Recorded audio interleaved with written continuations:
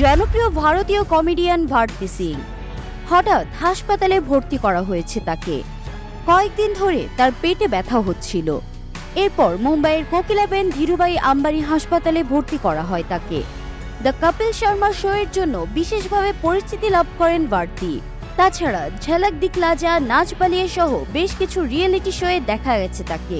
বর্তমানে dance Diwane season 4 এর সঞ্চালনা করছেন ভারতী।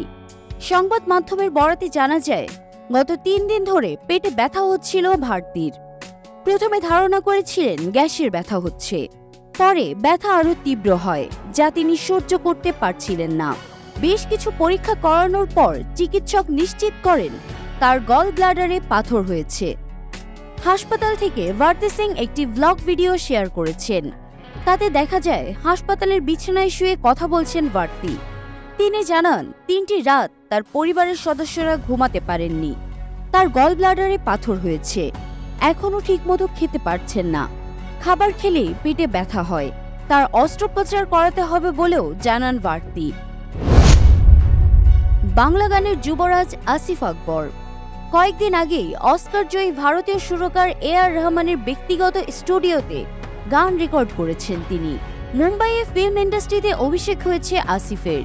2রা মে এক ফেসবুক স্ট্যাটাসে বিষয়টি নিজেই জানিয়েছেন গায়ক। সেই স্ট্যাটাসে আসিফ লিখেছেন, আলহামদুলিল্লাহ, মুম্বাইয়ে ফিল্ম ইন্ডাস্ট্রিতে আমার অভিষেক ঘটেছে। প্রিয় বাংলাদেশের পতাকা উড়িয়েছি। আল্লাহ মহান, ভালোবাসা অবিরাম। এর আগে সম্প্রতি মুম্বাইয়ের কেম স্টুডিওতে গান রেকর্ড করেছেন আসিফ। এ.আর. রহমানের স্টুডিওতে গান রেকর্ডিংয়ের বিষয়টিকে সৌভাগ্য হিসেবে দেখছেন এই তারকা। যদিও কোন গান বা সিনেমায় কণ্ঠ দিয়েছেন আসিফ সে বিষয়ে স্পষ্ট করে কিছুই বলেননি তিনি।